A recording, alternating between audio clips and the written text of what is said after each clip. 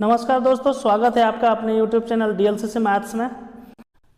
जैसा कि पिछले वीडियो में हम लोगों ने देखा था पटना हाई कोर्ट असिस्टेंट के सिलेबस के बारे में, जॉब प्रोफाइल के बारे में, उसकी सैलरी कितनी थी, एग्जाम पैटर्न के बारे में, क्या क्या किस सेक्टर से किस सब्जेक्ट से कितने क्वेश्चंस आते हैं।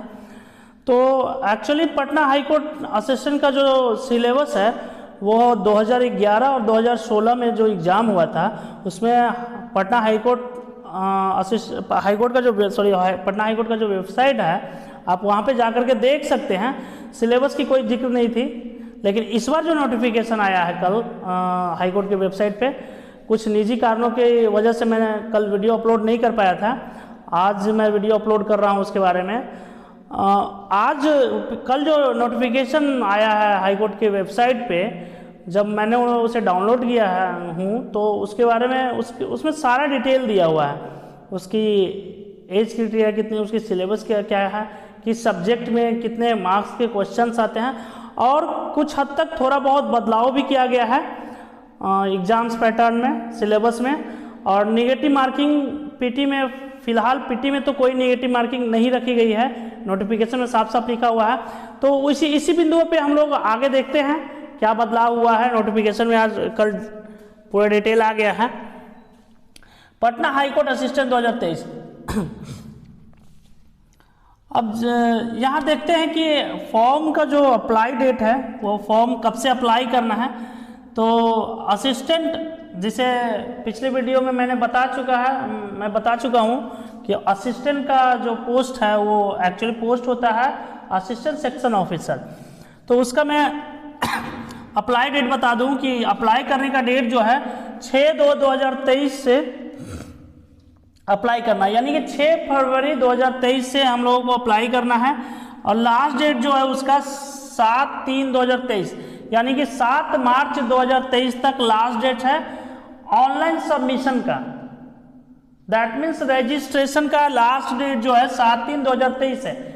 Online submission that means registration का, फॉर्म का जो रजिस्ट्रेशन प्रोसेस होता है उसका लास्ट डेट जो है 7 मार्च 2023 तक है।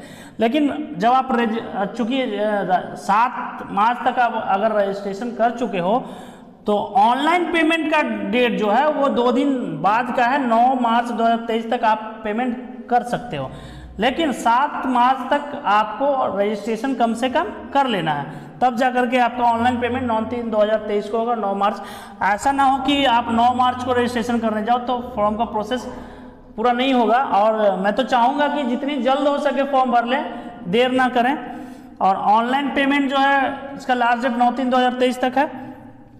टोटल जो पोस्ट आई है, मैंने कि पिछले वीडियो में जैसे कि बता ही दिया था, 550 पोस्ट आई है। और इसका एज जो है 18 से 37 साल है यूआर का। और उसके बाद कैटेगरीज बेस पे आप लोग ऐड कर सकते हैं। SC ST की कितनी छूट, 5 साल 4 साल जो भी छूट होती होगी अपना उसमें ऐड कर लीजिएगा, जो भी कैटेगरी वाले हैं। और डेट ऑफ PT यानी कि प्रीलिमिनरी टेस्ट, यानी कि प्रारंभिक परीक्षा की जो तिथि है निर्धारित है, टेंटेटिव है, 30 अप्रैल 2023 तक। संभावित है हाई कोर्ट की वेबसाइट नोटिफिकेशन के अकॉर्डिंग कि इसका जो PT एग्जाम है 30 अप्रैल 2023 तक हो जानी चाहिए। और इसके अब आते हैं सिलेक्शन प्रोसेस पे। हालांकि कुछ हद तक बहुत सारी बिंदुओं पे हम लोगों ने पिछले वीडियो में जानकारी प्राप्त कर चुके थे, लेकिन फिर से उसे दोहरा देता हूं मैं। मोड ऑफ सिलेक्शन के बारे में अब आते हैं। तो पहले होता है इसका PT प्रारंभिक परीक्षा, जिसे प्रिलिमिनरी टेस्ट बोला जाता है, जो कि सिर्फ और सिर्फ एलिमिनेटर राउंड होता है और क्वालिफाइंग होता है। इससे मेरिट का कोई लेना देना नहीं है, सिर्फ आपको क्वालिफाई करना है। और मेरिट जो होता है डिस्क्रिप्टिव पे होता है, मेंस पे होता है, उसका रिटन टेस्ट जो होता है उस पे होता है। PT ऑब्जेक्टिव टाइप होता है। आगे मैं चर्चा करूंगा इसके सिलेबस के बारे में, कि इसके फुल डिटेल्स में आज मैं चर्चा करूंगा कि PT में किस सेक्टर से कितने क्वेश्चंस आते हैं और क्या बदलाव हुआ है। थोड़ा बहुत बदलाव हुआ है वो मैं बताता हूँ आपको आगे। रिटन टेस्ट होते हैं PT के बाद, जिसे मेंस बोला जाता है, डिस्क्रिप्टिव टाइप का होता है, जिसमें इंग्लिश और हिंदी दोनों होता है। मैंने पिछले वीडियो में बताया था कि 50 इंग्लिश होता है, 50 हिंदी होता है। लेकिन अब नोटिफिकेशन में कुछ बदलाव हुआ है। हालांकि इस बार के पहले जो भी एग्जाम हुआ है उसमें 50 इंग्लिश और 50 हिंदी ही पूछा गया, लेकिन नोटिफिकेशन में थोड़ा बदलाव हुआ है, जिसमें शायद 60 इंग्लिश और 40 हिंदी है, वो हम आगे डिटेल में सारी चीज़ों को समझेंगे। रिटन टेस्ट डिस्क्रिप्टिव टाइप का होता है। फिर आते हैं अब इसके ऊपर कंप्यूटर प्रोफिशिएंसी टेस्ट होता है। एक्चुअली कंप्यूटर प्रोफिशिएंसी टेस्ट जो है आपका, वो एक तरह से आपको हाई कोर्ट जो है जांचना चाहती है कि आपके पास कंप्यूटर चलाने का नॉलेज है कि नहीं। बहुत वास्ट टाइपिंग नहीं होता है, नॉर्मल होता है। जो आपके पास MS वर्ड और MS एक्सेल की एक प्रारंभिक बेसिक नॉलेज होनी चाहिए, उसके बारे में आपको टेस्ट किया जाता है आपका। फिर उसके बाद लास्ट आता है इंटरव्यू। इंटरव्यू जो होता है 10 मार्क्स का होता है। वो सारा डिटेल हम आगे देखेंगे, उसका क्या सिलेबस है, कितना मार्क्स का क्या होता है। अब मिनिमम क्वालिफाइंग आपका PT हो या रिटन टेस्ट हो, दोनों में मिनिमम क्वालिफाइंग जो आपका है 40% है। PT में भी 40% और मेंस में भी आपका टोटल मार्क्स का 40% आपका लाना अनिवार्य है, तभी जाकर के आप उस पोस्ट के लिए या आगे की प्रोसेस के लिए चयन आपका हो पाएगा। 40% आपका लाना अनिवार्य है। ऐसा नहीं है कि 40% पे सिलेक्शन हो जाएगा, मिनिमम इतना लाना है। कटअप तो आप लोग जानते ही हैं कितना जाता है। तो यही था। और फी जो है इसका 1200 रुपया है। जो UR OBC EBC और EWS तीनों का जो फी है वो 1200 रुपया है। और SC ST और OH स्टूडेंट जो हैं वो उनके लिए फ़ी जो है 600 रुपया रखा गया है। तो पटना हाई कोर्ट असिस्टेंट 2023 का जो वैकेंसी आया है उसके अभी यहाँ तक के डिटेल्स अगर मैंने आपको समझा दिया है, तो आइए अब देखते हैं इसके सिलेबस की ओर कि क्या क्या बदलाव हुए हैं। जो भी थोड़ा बहुत बदलाव हुए हैं वो मैं आप लोगों को दिखा देता हूँ। कल जो नोटिफिकेशन आया था उसके अकॉर्डिंग इसका जो सिलेबस है, syllabus and scheme of examination, इसके बारे में अब आते हैं। तो पिछले वीडियो में भी मैंने बता चुका था उसका क्या क्या सिलेबस है। थोड़ा बहुत चेंजिंग हुए हैं वो मैं आपको बता देता हूँ। GA जो है पहले PT होता है, तो PT में GA जो होता है, GK जो होता है वो 25 मार्क्स का होता है। रीजनिंग एंड मैथ दोनों मिला करके कंबाइंड 25 मार्क्स का होता है। फिर आते हैं इंग्लिश भी 25 मार्क्स का होता है आपका।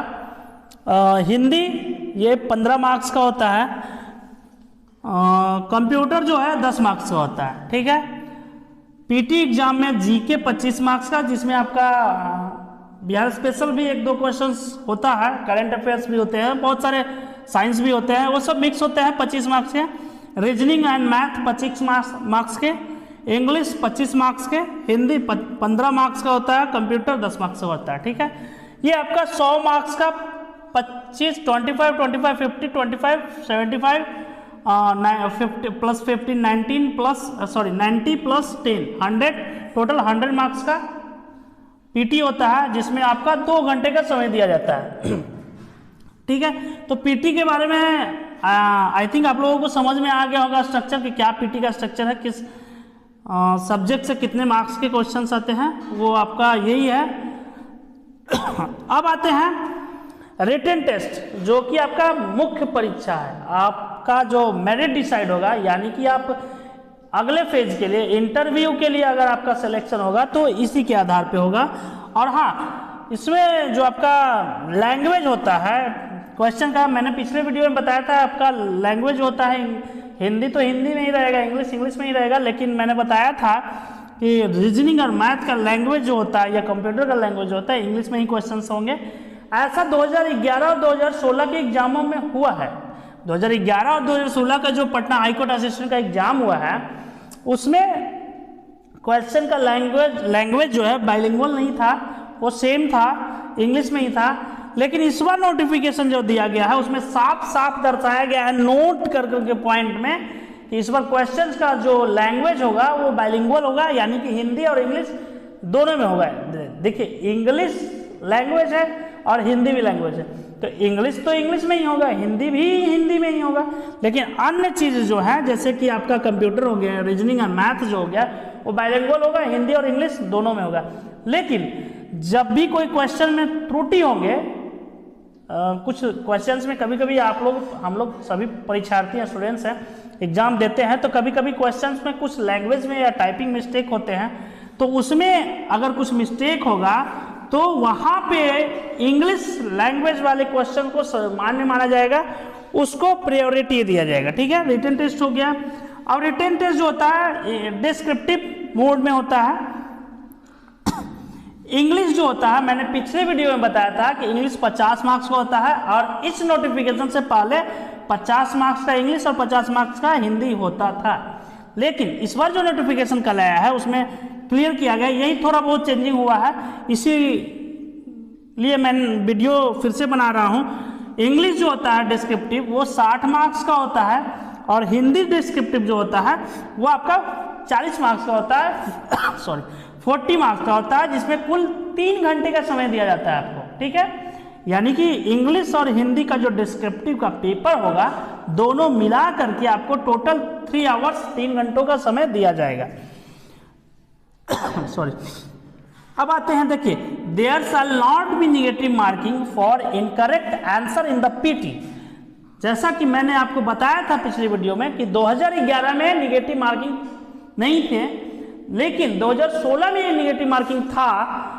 अब जो नोटिफिकेशन आया 2023 का, उसमें साफ साफ लिख दिया गया है कि there shall not be negative marking for incorrect answer in the PT. मतलब प्रीलिमिनरी टेस्ट में आपका कोई भी नेगेटिव मार्किंग नहीं होगा, यानी कि आपका अगर कोई क्वेश्चन का आंसर गलत हो जाता है तो इसके लिए आपकी कोई भी अंक जो है यानी मार्क्स जो है कट नहीं किया जाएगा, कोई नेगेटिव मार्किंग नहीं है इसमें। ये मुख्य बातें हैं, इसको थोड़ा ध्यान दीजिएगा, इसलिए मैंने इसे नोट करके लिख दिया है।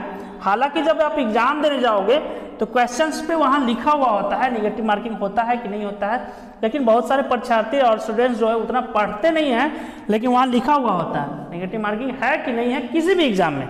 तो यहाँ इसलिए मैंने आपको खास बात करके बता दिया है कि इसमें कोई नेगेटिव मार्किंग नहीं है पीटी में, आप 100 में 100 टच कर करके आ सकते हैं।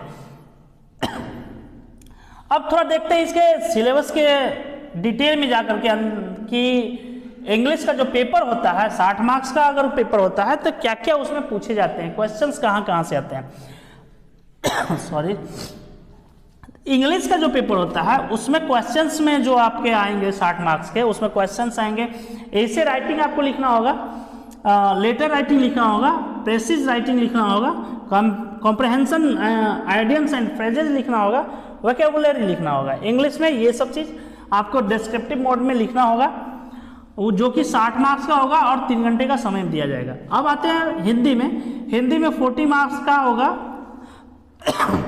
जिसमें आपका निबंध लेखन, पत्र लेखन, संक्षेपण, अपठित गद्यांश, वाक्य विन्यास, शुद्ध वर्तनी, विलोम शब्द, मुहावरे, लोकोक्तियां, व्याकरण इत्यादि। मतलब ये स्ट्रक्चर है कि इससे ये चीज पूछा, इस जैसे कि निबंध लेखन, पत्र लेखन, संक्षेपण, ये सब मिक्स कर करके 40 मार्क्स का आपका हिंदी रहेगा। और ऐसे writing, letter writing, precis writing, comprehension idioms and phrases, vocabulary वगैरह सब मिक्स करके इंग्लिश में आपका 60 मार्क्स का क्वेश्चन होगा। 3 आवर का समय दिया जाएगा और मुख्य परीक्षा जो स्टूडेंट्स के लिए होगा इस एग्जाम में यही होगा।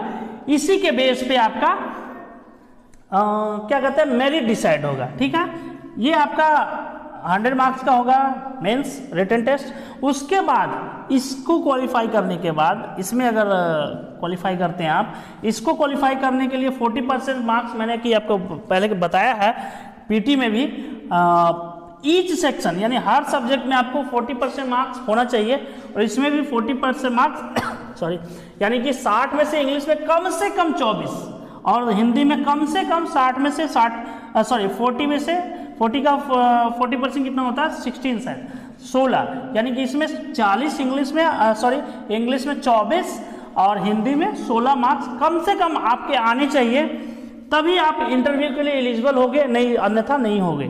ठीक है, तो ये आपका मिनिमम क्वालिफाइंग मार्क्स है। ऐसा नहीं है कि इतने मार्क्स में आपका सिलेक्शन हो जाएगा, इस भूल में मत रहिए।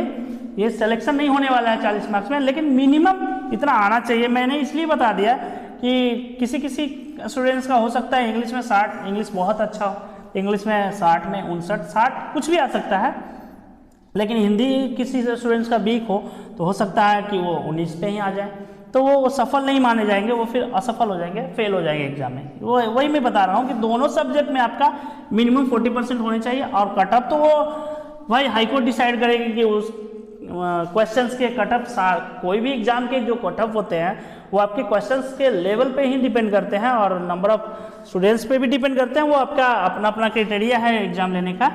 तो यही था, एक बार आप लोग स्क्रीनशॉट ले लीजिए कि सिलेबस में क्या चेंजिंग हुए हैं, थोड़ा बहुत चेंज हुए हैं, टाइमिंग तो वही है।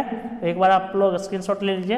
तो पटना हाईकोर्ट असिस्टेंट 2023 का जो कल नोटिफिकेशन आया है उसके अकॉर्डिंग मैंने आप लोगों को जितनी भी जानकारियाँ मुझे समझ में आई वो मैंने आप लोगों के बीच साझा किया है और अगर आप लोगों को अच्छा लगे मेरे द्वारा दी गई जानकारी, अगर आप लोगों को अच्छा लगे, आपके लिए अगर बेनिफिशियल हो, तो प्लीज़ चैनल को लाइक, सब्सक्राइब एंड शेयर, ताकि मैं कोई भी वैकेंसी हो या किसी भी चीज़ के सेक्टर में, एग्जाम जनरल कंपटीशन के सेक्टर में किसी भी वैकेंसी के बारे में या किसी भी एग्ज़ाम का डिटेल्स के बारे में मैं आप लोगों के बीच आ करके बता सकता हूँ।